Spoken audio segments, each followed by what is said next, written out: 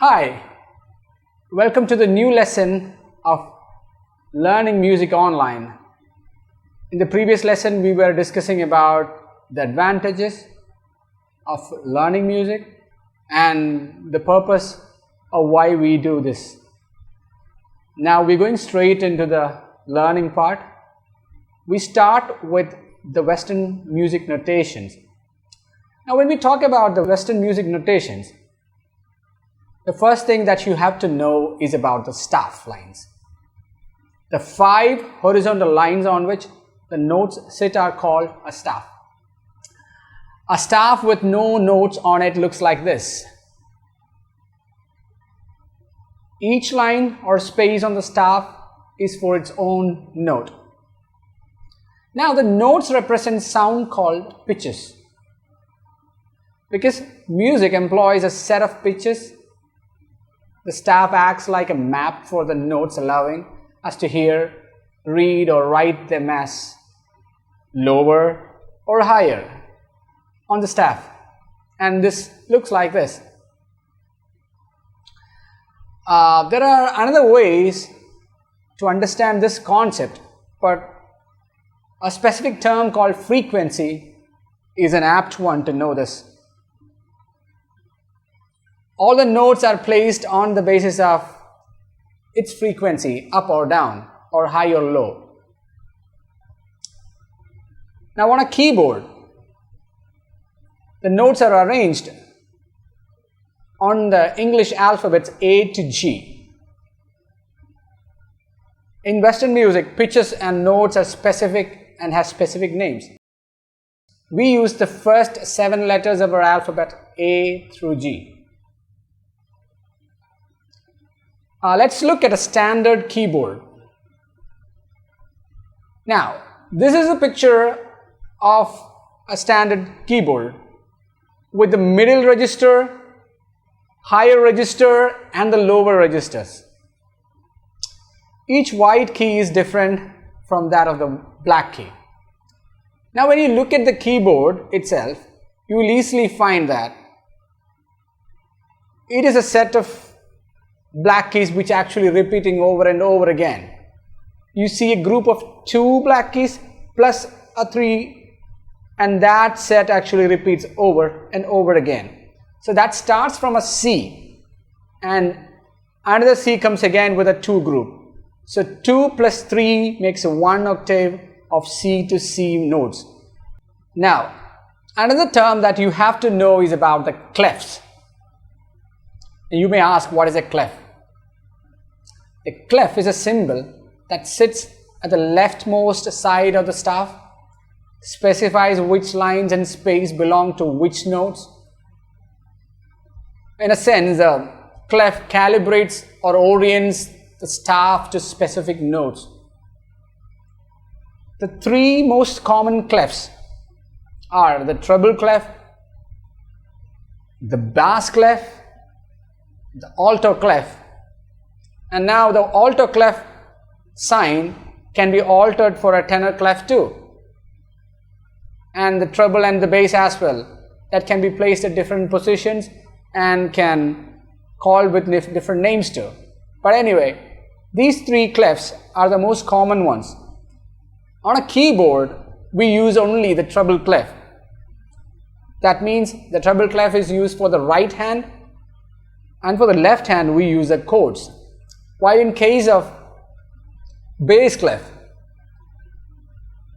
we use the instruments that is playing at the lowest registers. On a piano you use both. On the right hand we need the treble clef, and on the left hand we use the bass clef. So just like that, all the clefs actually differ from instrument to instrument. Now let's come to the treble clef, which is most important for us. The treble clef, which is also called as a G clef, because it looks like a calligraphic G and which surrounds or circles the G line or the second line. So, and that will show the G note on the G line like this. The notes here given are E, F, G, A, B, C, D, E and F. Since the keyboard is related to the piano, I would like to introduce you the bass clef also, because on an advanced stage, a keyboard player definitely has to or have to know to play the piano parts. Also, if you are trying to play an organ as well, it too has the bass clef in it. Now, the bass clef looks like this. The bass clef is again called as F clef because of the same reason. It looks like a calligraphic F, which is written in inversion. So anyway, works as follows.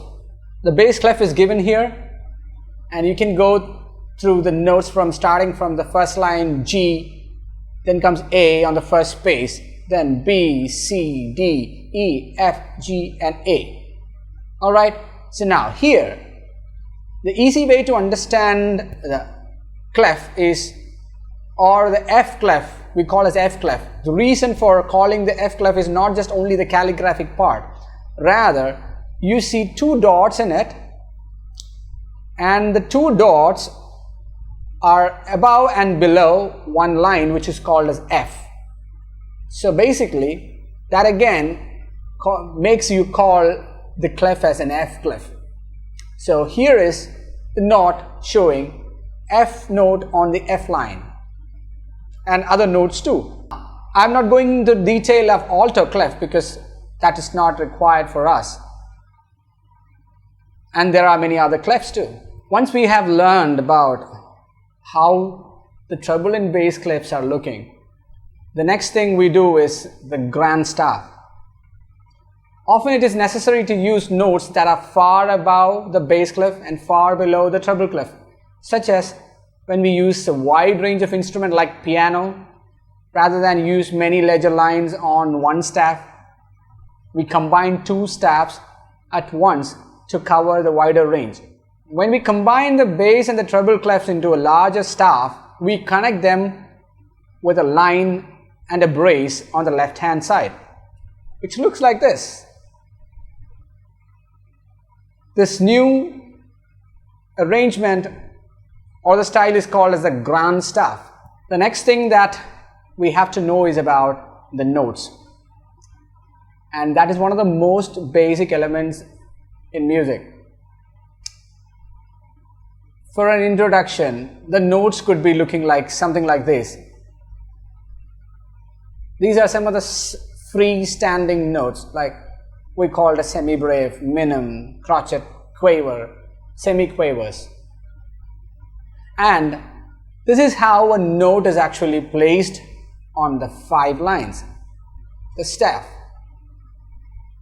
Or more than one note would be looking like this. This is what we call as notes in harmony, and this one is called notes placed in melody, one after another. When we talk about the notes, you need to know about the note values. Since not all notes sound for the same length of time, we use note values to indicate the duration of a note. A whole note, or we call a semi-breve, is written as an open oval shape. At the same time, a half note, which is also called as a minim, is an open oval with a stem attached to one side of it. Now the quarter note or a crotchet is a closed oval with a stem. The eighth note or the quaver is a closed oval with a stem and a flag. Now the 16 notes or the semi-quavers have 2 flags. Also, this way you can easily learn this one. A semi-breve or a whole note, one whole note is equivalent to 2 half notes, and 1 half note is equivalent to 2 quarter notes, and 1 quarter note is equivalent to 2 eighth notes. and 1/8 note is equivalent to 2 16th notes.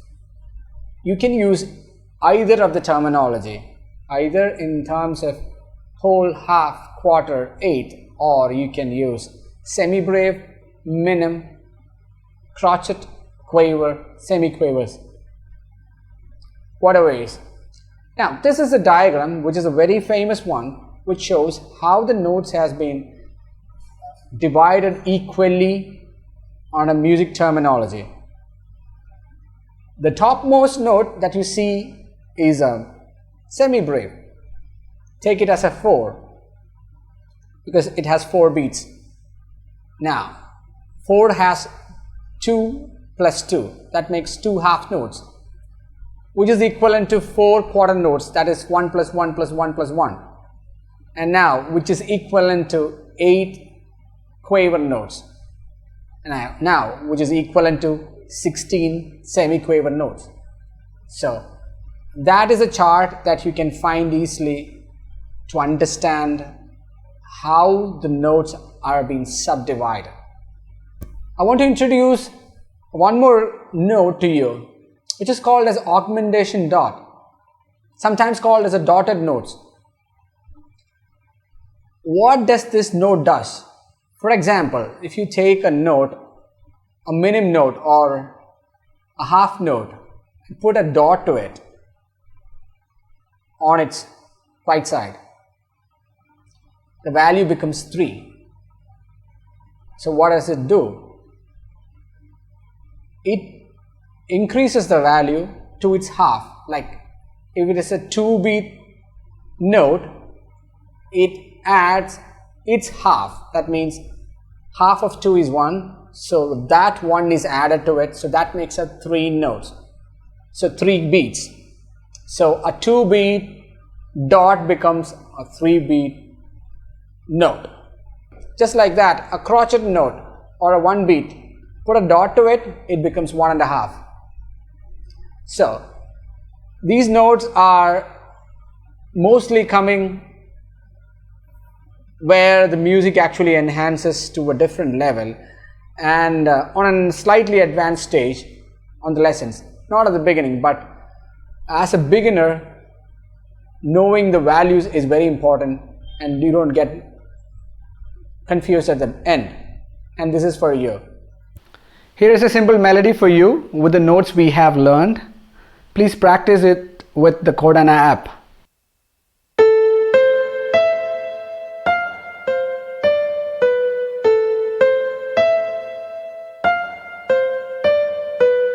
Thank you. Bye bye. I'll catch you in the next lesson. This exercise is attached as a MIDI file along with this video. Please download it and practice with the Codana app.